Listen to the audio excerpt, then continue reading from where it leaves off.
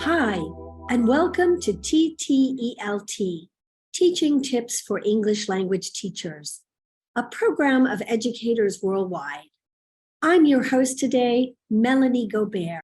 Hello, everyone. This is Melanie Gobert, your host on today's TTELT, Teaching Tips for English Language Teachers podcast episode.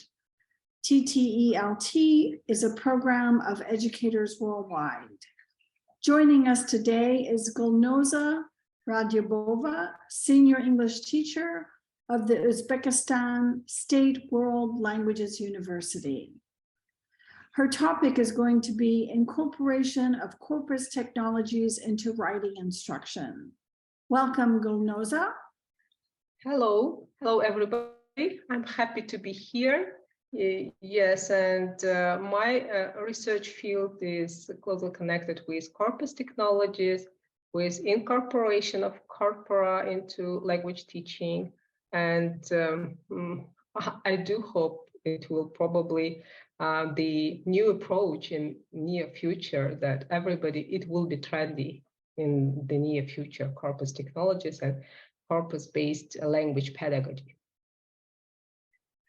Okay, can you tell us exactly what is corpus-based language pedagogy?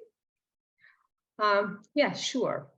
It is just new trend. As I told you before, corpus linguistics is a new branch of linguistics. Some researchers consider it like a method of investigation of language analysis and language investigation. Some scientists consider it as a theory, as a branch of linguistics, just separate, independent branch of linguistics. Anyway, nowadays, the corpus, the data of corpora, of different types of corpora, is being incorporated into language teaching. And the data, which is authentic, which is just updated, constantly updated data, can be used in teaching language, and learners can get access to authentic materials, especially those for whom English language is not native. And we are lack of these, let's say, materials which are authentic. And that's why corpora and different types of corpora will be effectively used during lessons by teachers nowadays. Okay, can you give me some examples of how exactly you're having students use corpora? So sure, yes. Can I share the screen and show some just presentation? Let me make sure that sharing screen is on. Okay. Can you try to share it?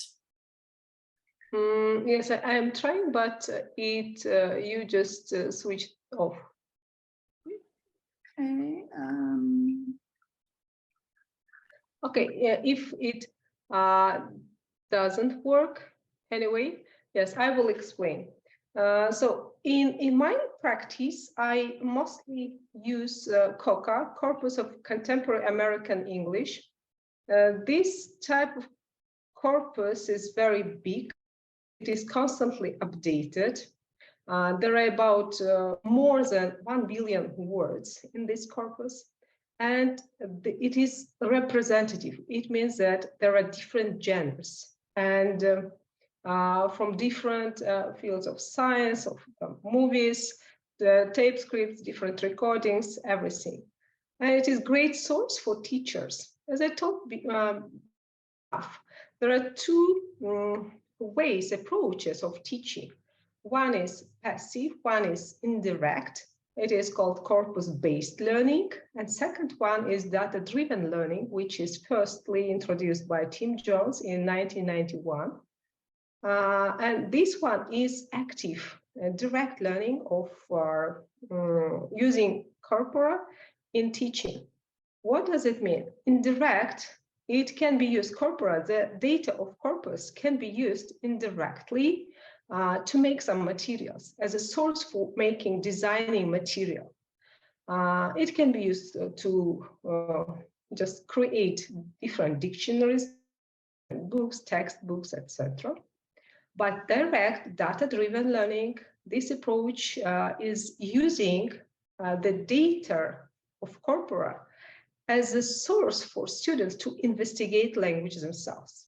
So exercises are not prepared by the teacher. The teacher just gives instruction, for example, to find material.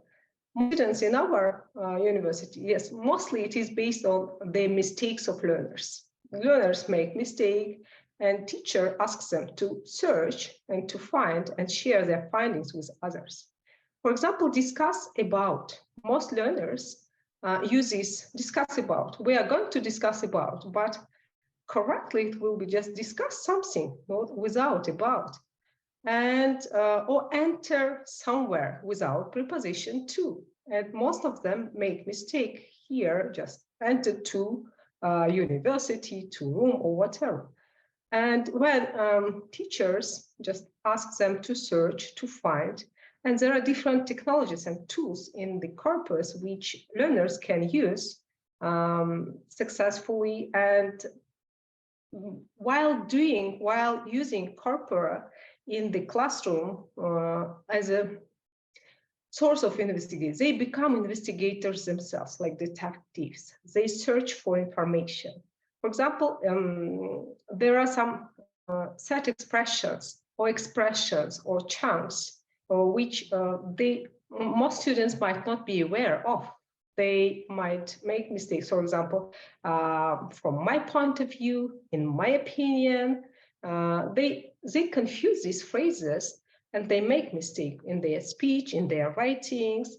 And when teacher asks them to search, just underlying, in writing especially, underlying this sentence and telling, find your mistake, search for the phrases, tools in corpora. There are some tools, technologies of corpora which learners can use. One of them is concordance lines. It is keyword in the context, and this keyword in the context, when they search, give this keyword, and this context is given some words in pre and post position of this word. And they search not only just syntagmatically, but paradigmatically also. Yes, and finding the information and getting knowledge from it. And it is very effective too. In my experience, when my learners learn and do different tasks, and they share, they make presentation after searching, and for them it's very interesting to learn even new meanings of the words. For example, recently, cast doubt. Yes, cast doubt. They didn't know this phrase, and they were shocked that this one can be used together, like in collocation. They learn collocability of words, which words they are more frequent, less frequent, which can be referred to academic writing, to publicistic, to different other genres. And they make their writing more professional. Now, what level of students would you say it's appropriate to use corpus technologies with? So, nowadays there are a lot of investigations to use corpus technologies for different learners, different level of learners. For sure, with A1, A2 learners, it is better to use indirect method when teacher prepares some tasks based on the corpus and corpus technologies and corpus data. But for older and more proficient high-level learners, it is better to ask them to prepare themselves, to find themselves. For example, as one famous quotation of Confucius, Tell me, I will forget. Show me, I might remember. And involve me, I will never forget, and I will fully understand it.